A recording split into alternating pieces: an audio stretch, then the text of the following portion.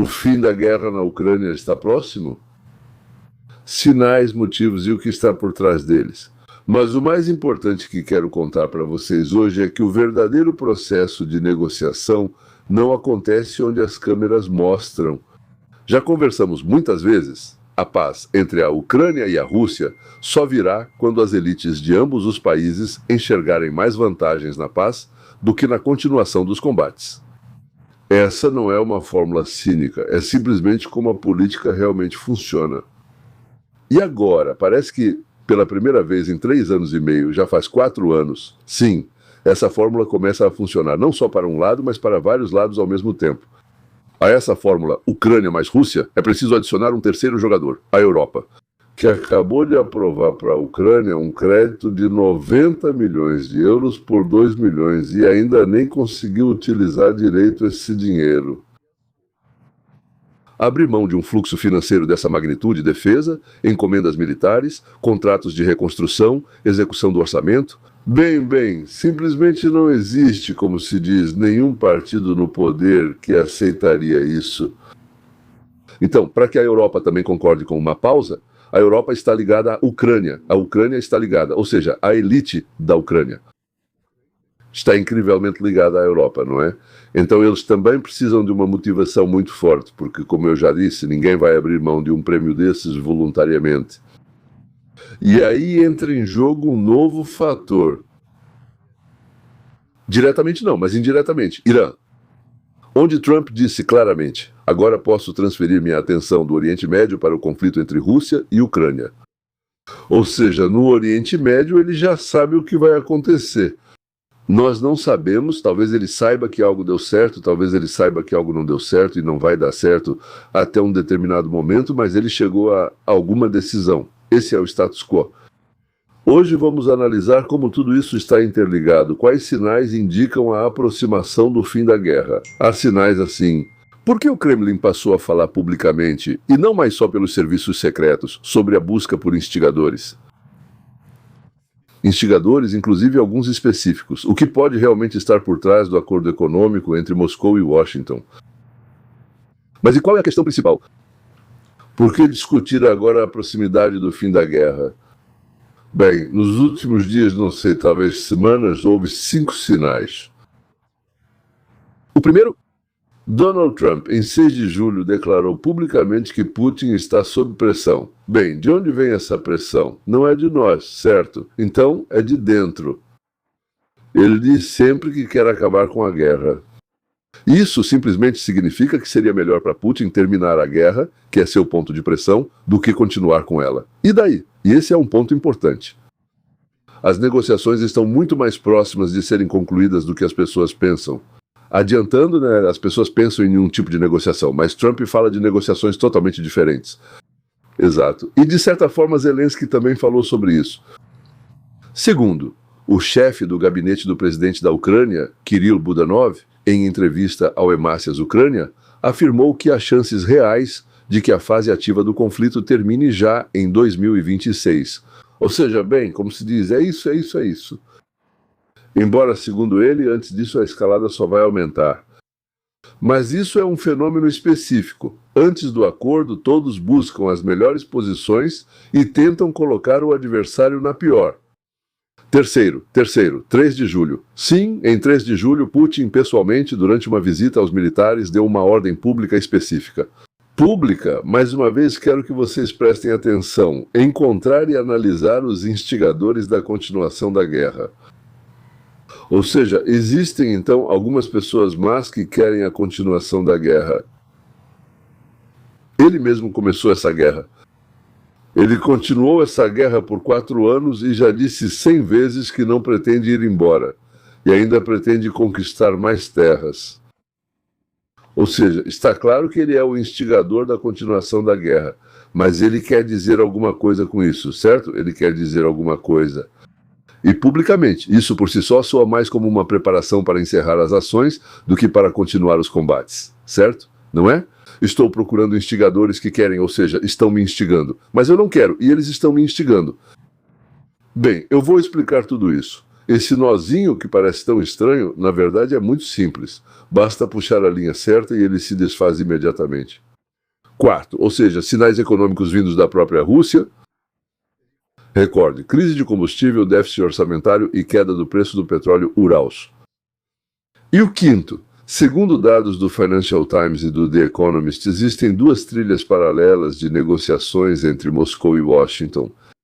Uma sobre o cessar-fogo e a outra sobre um enorme acordo econômico, ou melhor, um pacote diante da possível suspensão das sanções. É sobre essa segunda trilha que vou falar separadamente e em detalhes, porque é justamente aí que, ao que parece, está o motor do que está acontecendo. Ou seja, se Mikhail Gorbachev estivesse avaliando essa situação, ele diria que é exatamente aí que está o X da questão. Mas antes de prosseguirmos, uma ressalva importante, sem a qual provavelmente esse tema vai parecer ingênuo. Em já quase 4 anos e meio de guerra, previsões sobre o seu fim iminente soaram tão ingênuas tantas vezes que vale a pena parar e lembrar pelo menos algumas delas. Só para calibrar as expectativas. Aqui, em setembro de 2022, o próprio Budanov, que na época estava na inteligência, se não me engano, previu o retorno da Crimeia para a primavera de 2023. Bem, não aconteceu. O FMI, em seus relatórios sobre a economia da Ucrânia, adiava ano após ano as previsões para o fim da guerra. Primeiro, o final de 2024, depois, o último trimestre de 2025, depois, já o meados de 2026. Então, ou seja, vocês entendem. Sim, Zelensky em 2023 declarou: a guerra vai acabar este ano. Não aconteceu. Em outubro de 2024, ao apresentar o plano de vitória, ele também disse: até, no mais tardar, 2025, sob a condição de ações decisivas dos aliados, totalmente sem entender o que isso significa, também não aconteceu. O comandante de Akhmat, este é Abti Alaudinov, em 2024 declarou publicamente que eu sei. Ele sabe sobre o fim da operação militar especial ainda neste ano, referindo-se, segundo suas próprias palavras, à Escritura Sagrada. Também não se concretizou. No outono de 2025, Zelensky já falava de forma muito mais cautelosa, dizendo que a Ucrânia lutaria, se necessário, por mais 2 ou 3 anos. Por minha conta, acrescento 4, 5, 7, 9, a moral é simples. Autoridades ucranianas, russas e ocidentais erraram repetidamente os prazos para mais e para menos. Durante toda a guerra, e na maioria das vezes com um otimismo excessivo. Por isso, tudo o que será dito a seguir neste vídeo deve ser encarado não como uma previsão, mas como uma análise dos fatores que agora parecem estar se desenvolvendo de forma diferente do que antes. Estar em desenvolvimento não garante resultados nos prazos previstos. E aqui, apesar de todo esse ceticismo legítimo, ucranianos, há um detalhe que simplesmente estava ausente nos anos de 2022, 2023 e 2024. Então, assistam até a parte sobre as crises de combustível, até a parte sobre o acordo de Dmitriev, porque é justamente a combinação desses dois fatores que agora parece fundamentalmente diferente de qualquer promessa anterior dos políticos. Vamos voltar ao Vovan, VV. Então, a pergunta que surge naturalmente: é necessário identificar aqueles que impedem o fim da guerra? Por que tornar isso público pelo porta-voz, em vez de emitir uma ordem sigilosa aos serviços secretos? Os serviços secretos já monitoram alguém o tempo todo, mesmo sem declarações públicas. Aqui existem várias versões, claro, pode ser, e nenhuma delas foi confirmada oficialmente. Isso é uma análise, não um fato. Versão número 1, uma versão de política interna. Uma ordem pública e ostensiva funciona como um sinal para a própria elite. Bem, e também para o aparato de segurança. Se as negociações para o fim da guerra realmente avançarem, todas as estruturas precisam entender antecipadamente que discordar da paz é perigoso, ou seja, estão todos sob vigilância, meus caros, tanto os nossos quanto os outros. Sim, é uma espécie de vacina contra a sabotagem interna do processo de paz por parte daqueles agentes de segurança e propagandistas cujas carreiras e rendas estão atreladas à continuação da guerra. Tem alguns desses, certo? A segunda versão é um sinal para o exterior, principalmente para os países bálticos e parte das elites europeias, que o Kremlin chama abertamente de instigadores, uma espécie de aviso antes de uma possível distensão. A terceira versão, a mais cínica, é simplesmente a preparação de um grupo conveniente de culpados para o caso de as condições de paz serem desfavoráveis para o Kremlin e seja necessário explicar isso à população. Por que a guerra não terminou com a vitória que todos esperavam, mas terminou, digamos assim, com um acordo? Não se sabe ao certo qual versão está correta.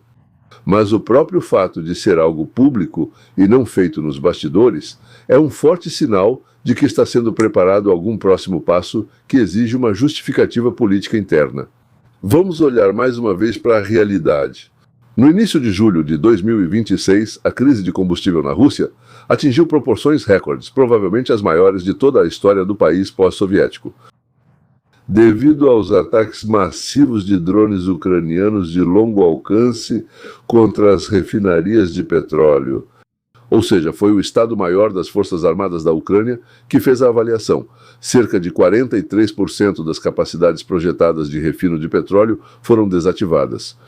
Restrições à venda de gasolina foram introduzidas, se não me engano, em 40 regiões. Na Crimeia, a venda livre de combustível é periodicamente totalmente suspensa, e os preços no chamado mercado secundário chegavam a 200 rublos por litro. Só na primeira metade de 2026 foram registrados 194 ataques a refinarias, 11 vezes mais. 11 vezes mais do que no mesmo período do ano anterior. A isso se soma o seguinte quadro orçamentário. O déficit do orçamento russo em 2025 foi de cerca de 5,7 trilhões de rublos, quase o dobro do planejado inicialmente. Os investimentos estrangeiros diretos na economia russa caíram 56% em 4 anos de guerra. Na verdade, é difícil imaginar uma organização estrangeira que invista em qualquer coisa na Rússia. Mas se lembrarmos que a maioria das organizações estrangeiras geralmente são empresas offshore de russos e que têm ligação direta com o governo, então algumas coisas começam a fazer sentido. Mesmo assim, até eles, ao levar dinheiro para o exterior, depois não têm muita pressa em investir de volta. Bem, a segunda opção, aliás, pode ser um investimento estatal, como o que a China faz. Pode ter outro nome, mas é um investimento do governo e eles não têm medo de perder. E mais um detalhe, literalmente na semana passada, a agência Bloomberg informou que o preço do petróleo russo, o tipo chamado Ural, caiu para o nível que era antes da guerra com o Irã. Ou seja, parece que esse aumento acabou, certo? Ainda não sabemos o que vai acontecer, ainda estão acontecendo bombardeios e tudo mais, mas esse aumento acabou, parece que, digamos assim, Trump conseguiu conter o preço do combustível, da gasolina, do petróleo. Mas aqui tem um detalhe que muda completamente o quadro. Putin quer a paz por fraqueza. Não, fontes do New York Times entre os serviços de inteligência ocidentais dizem exatamente o contrário.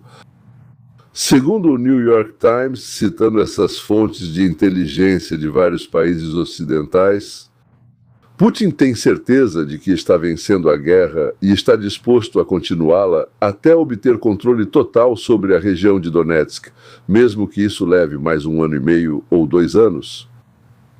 De acordo com essa versão, cada dia extra de combates, segundo os cálculos do Kremlin, só aumenta e fortalece suas posições nas negociações. Isso está de acordo com as informações do Financial Times de que a Rússia não planeja retornar a negociações substanciais, pelo menos até fevereiro de 2027. O Kremlin espera primeiro capturar toda a região de Donetsk e só depois forçar Kiev a fazer concessões. E o fato de que, para a última rodada de negociações, Putin enviou seu assistente Vladimir Medinsky, e não uma figura, digamos, de nível mais alto. Na opinião dos analistas poloneses, pelo menos, é um sinal de que um compromisso real ainda não está nos planos do Kremlin. Temos diante de nós 2 cenários mutuamente exclusivos. Bem, como geralmente acontece, a economia empurra o Kremlin para a paz, enquanto os cálculos militares levam à continuação da guerra em busca de ganhos territoriais. Bem, o território dessa guerra é necessário exclusivamente para informar aos russos que vencemos, que está tudo ótimo para nós, que alcançamos o que queríamos. Qual desses fatores vai pesar mais no final? Não dá para dizer com certeza. Uma outra questão. Isso não estaria relacionado às eleições de meio de mandato para o Congresso dos Estados Unidos em novembro de 2026. Ninguém até agora aponta uma ligação direta confirmada por fontes. Mas a lógica, de certa forma, se impõe por si só. Para Trump, é politicamente vantajoso encerrar o tema da guerra prolongada antes das eleições, para apresentar aos eleitores os resultados de sua política externa. É exatamente por isso que Trump, de forma metódica, semana após semana, repete a mesma frase. Estamos mais perto do que parece, estamos mais perto, já estamos quase lá, Putin também quer. Esse é um método clássico de preparação da opinião pública. Ao mesmo tempo, o próprio Budanov não citou as eleições nos Estados Unidos como motivo de sua previsão. Então, a versão sobre a ligação especificamente com as eleições americanas, ele disse que até o final do ano isso vai acabar. A fase ativa da guerra vai terminar este ano. Ou seja, tudo isso é uma hipótese analítica, e não uma citação direta da inteligência ucraniana. Há um detalhe frequentemente ignorado. No meio de junho, Trump declarou diretamente que, após concluir o acordo com o Irã, ele vai se concentrar na Rússia e na Ucrânia. Ou seja, segundo as próprias palavras do presidente americano, é justamente depois de conseguir resolver o conflito em torno do Irã. De novo, quero dizer mais uma vez, parece para nós que ainda não conseguiram, mas Deus sabe, talvez eles lá saibam de algo que nós não sabemos. Washington liberou Suri porque Trump está agindo e dizendo que é um recurso diplomático para a questão ucraniana. Não há provas diretas da tese de que a Rússia entrega o iraniano em troca de um acordo ucraniano nas fontes. Mas é verdade. O seguinte é verdade. A diplomacia americana trabalha de forma consistente em um grande conflito por vez, e a Ucrânia, ao que tudo indica, é a próxima da fila justamente porque a crise iraniana já passou por sua fase mais aguda. E a Rússia entendeu que não pode mais tirar proveito disso. Além disso, os americanos explicaram alguma coisa para eles. E agora, na verdade, vem a parte mais substancial deste vídeo. Porque o que publicamente chamam de negociações de paz, na prática pode ser apenas a ponta do iceberg chamado de o maior acordo de todos. E os números ali, senhores, são tais que fica claro. O verdadeiro processo de negociação acontece bem longe das câmeras. Segundo dados da revista The Economist e da Reuters, paralelamente ao caminho público das negociações de cessar-fogo, Istambul, Budapeste, Genebra, Alemanha, existe um caminho não público. Ele é conduzido pelo representante especial de Putin para investimentos, Kirill Dmitriev, diretamente com representantes de Trump, principalmente com Steve Witkoff, e, segundo algumas informações, com o genro de Trump, Jared Kushner. Antes mesmo do encontro entre Putin e Trump no Alasca, Moscou preparou um documento com um pacote de propostas que fontes e economistas chamaram de o maior acordo entre a Rússia e os Estados Unidos. E então, quando Putin ou outros na Rússia falam sobre o espírito do Alasca ou o significado do Alasca, eles querem dizer que Putin e Trump chegaram a algum tipo de acordo fundamental, ou, por enquanto, sem detalhes. E esse espírito de que vamos seguir por esse caminho pairava depois do encontro no Alasca. E depois diziam que algo estava acontecendo ou não estava acontecendo por lá. Então, o que está incluído no pacote entre a Rússia e os Estados Unidos? Desenvolvimento conjunto de petróleo e gás no Ártico. Essa é uma região onde a Rússia tem reservas colossais inexploradas, mas não tem capital nem tecnologia, especialmente depois da saída das empresas ocidentais em 2022. Além disso, extração conjunta de metais de terras raras. Isso é de importância crítica para as tecnologias americanas e para a indústria de defesa. E a China praticamente domina esse setor de forma monopolista. Construção de um centro de dados movido à energia nuclear na Rússia, ou seja, na prática, a integração de empresas tecnológicas americanas na infraestrutura energética e digital da Rússia. E como um ponto exótico à parte, o projeto de um túnel sob o Estreito de Bering, que conectaria Chukotka ao Alasca. Isso é algo sobre o qual já se falava na Rússia czarista no século XX. Mas e aí? Nunca passou das conversas. Eu sei com certeza que esse é simplesmente o projeto favorito do Shoigu, porque eu, com os assistentes dele, discuti isso pessoalmente. Segundo as estimativas das fontes, todo o pacote está avaliado em cerca de 12 trilhões de dólares. Pensem nisso. Não são bilhões. Trilhões de dólares. Nós, na verdade, nem lidávamos com esses números. Acho que só nos últimos anos é uma quantia enorme. Comparável. é 1/4 do PIB anual dos Estados Unidos. É exatamente esse pacote que a propaganda russa já apresenta dentro do país como um sucesso diplomático da Federação Russa. Ou seja, o Kremlin está preparando sua própria população para o fato de que a normalização das relações com os Estados Unidos, e não a vitória no campo de batalha, será o principal prêmio político nesta guerra. Este é o pacote, o principal que quero que entendam. Putin encontrou aquela vitória com a qual ele pode chegar ao povo e dizer: aqui está o que conseguimos, algo fantástico, e por isso estamos encerrando a guerra. A Ucrânia se torna algo sem importância, ou melhor, a Ucrânia se torna uma pequena parte daquele grande acordo que, segundo Putin, 2 grandes potências, América e Rússia, começaram a fazer juntas. A lógica aqui é bem esquemática. Se formos até o fim, a Rússia tem recursos naturais e território. Não há capital, não há tecnologia, inclusive por causa das sanções. Os Estados Unidos têm excesso de capital e tecnologia, mas o interesse em diversificar o fornecimento de metais de terras raras além da China é muito alto, assim como o interesse em novas fontes de energia. Na verdade, só me surge uma pergunta.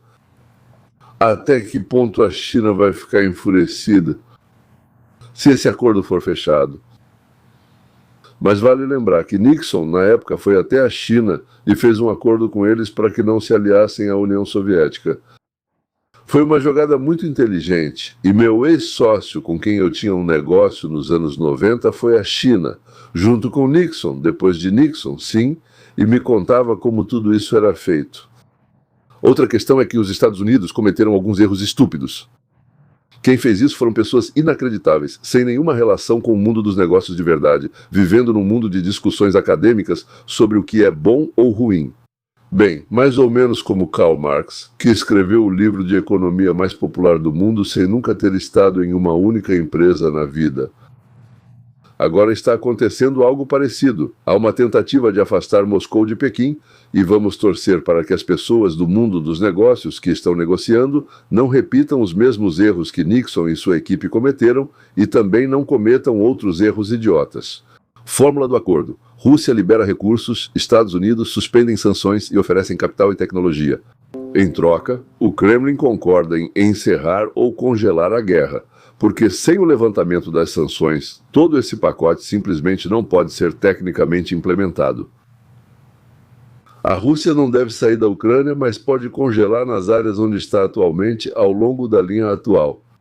Se isso for realmente assim, bem, há poucos detalhes confirmados, a maior parte foi reunida a partir de vazamentos e avaliações de analistas, e não de declarações oficiais das partes.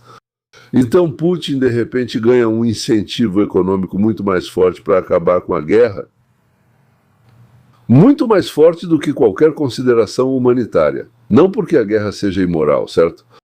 Mas porque a paz abre acesso ao dinheiro e à tecnologia, que agora estão em falta crítica devido à crise de combustível e à queda nos preços do petróleo.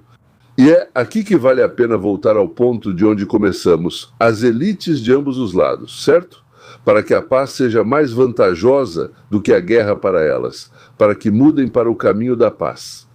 Às elites russas, pelo conteúdo do acordo em discussão, não está sendo oferecida humilhação ou derrota, mas sim uma fonte totalmente nova de enriquecimento. Legal, enorme, pelos próximos anos. Isso coincide com o momento em que a antiga fonte de renda, a exportação de petróleo a preços de guerra, começou a ruir devido às sanções e ataques às refinarias. Mas há também o outro lado dessa lógica, aplicado agora à Europa. A União Europeia, literalmente há um mês, em abril de 2026, aprovou para a Ucrânia um empréstimo de 90 bilhões de euros por 2 anos. Ou seja, 60 bilhões para a defesa, 30 bilhões para o apoio orçamentário. Primeiro, antes disso, já foram enviados alguns bilhões de euros em junho para a produção. Lá começou a produção de drones ucranianos. Ainda há pacotes, ou seja, estão na fila. Paralelamente, estão sendo discutidos mais 100 bilhões de euros do próximo orçamento de longo prazo da UE, isso já para a reconstrução da Ucrânia após a guerra, se a guerra acabar. São enormes fluxos de dinheiro por anos. Encomendas militares para fabricantes europeus de armas, contratos para a reconstrução de infraestrutura, Empregos, capital político para os partidos que fazem esses pacotes passarem pelos parlamentos. Um sistema assim, ao ganhar velocidade, adquire inércia própria. Há participantes demais, desde complexos militar-industriais e empresas até corporações de construção civil que recebem contratos para reconstrução, e lá tem tanta coisa para reconstruir que é praticamente metade do país. Todos eles têm interesse em que esses fluxos não parem de repente. Eu não tenho provas diretas de que a guerra esteja sendo prolongada intencionalmente em benefício de empresas ou partidos específicos. Isso precisa ser enfatizado. Bem, para não cair em teorias da conspiração baratas, mas estruturalmente essa é uma hipótese bastante plausível. Quanto mais complexo e ramificado o sistema de financiamento da guerra e reconstrução, mais difícil é encerrá-lo com uma só decisão política, mesmo que a liderança dos Estados Unidos deseje sinceramente a paz, no que não acredito totalmente. Aqui também é necessária uma motivação contrária muito séria. Por exemplo, a perspectiva real de obter parte dos contratos para a reconstrução da Ucrânia desde já, com participação ativa nas negociações e não depois que tudo já aconteceu. Então, fatos confirmados. Declarações públicas de Trump sobre a proximidade das negociações, ordens públicas de Putin para encontrar os instigadores. Crise catastrófica de combustível na Rússia, Rússia com 45%, 43% das capacidades de refino de petróleo, fora de operação, déficit recorde no orçamento russo. A existência de uma via econômica privada de negociações por meio de Dmitriev, conforme relataram economistas da Reuters. Crédito significa que a Europa dará à Ucrânia 90 bilhões de euros para 2024 a 2027, e ainda há planos para mais 100 bilhões para a reconstrução. A sistemática imprecisão das previsões anteriores sobre o fim da guerra de ambos os lados são todos fatos. Quero explicar mais uma vez o truque que os europeus usam. Eles não têm dinheiro, mas têm muitos bens que pertencem naturalmente aos cidadãos do seu país. O que eles fazem? Eles vão aos bancos privados e dizem: deem para nós 90 ou até 100 bilhões de dólares nas condições que forem vantajosas para vocês. Bem, é claro que os bancos dão nas condições que são vantajosas para eles, mas aqui quero enfatizar que as condições podem ser vantajosas, mas também podem ser super vantajosas, não apenas vantajosas, certo? Vocês nos dão uma quantia absurda de dinheiro, nós garantimos que vamos devolver esse dinheiro com juros altos, porque se não pagarmos, vocês pegam nosso dinheiro, confiscam nossos navios, prédios, moeda, receitas, impostos, tudo isso. Temos tudo isso, fiquem tranquilos, vocês vão receber. As condições são: adiem o início do pagamento do empréstimo o máximo possível. Ou estruturem o empréstimo de forma que no começo se pague menos e depois mais. Por quê? Por que isso é necessário? A questão é que os políticos que estão no poder agora querem que o pagamento dos empréstimos comece depois que eles se aposentarem. Assim forma-se um quadro interessante.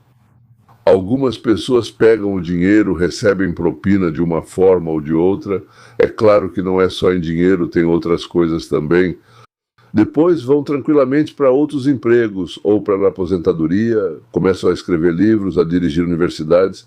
E depois, aquelas pessoas que não tinham nenhuma relação com o empréstimo desse dinheiro, ou seja, nós, os contribuintes, nesse caso europeus, sim, ou seja, não eu e você, sim, começam a pagar pelo que eles roubaram.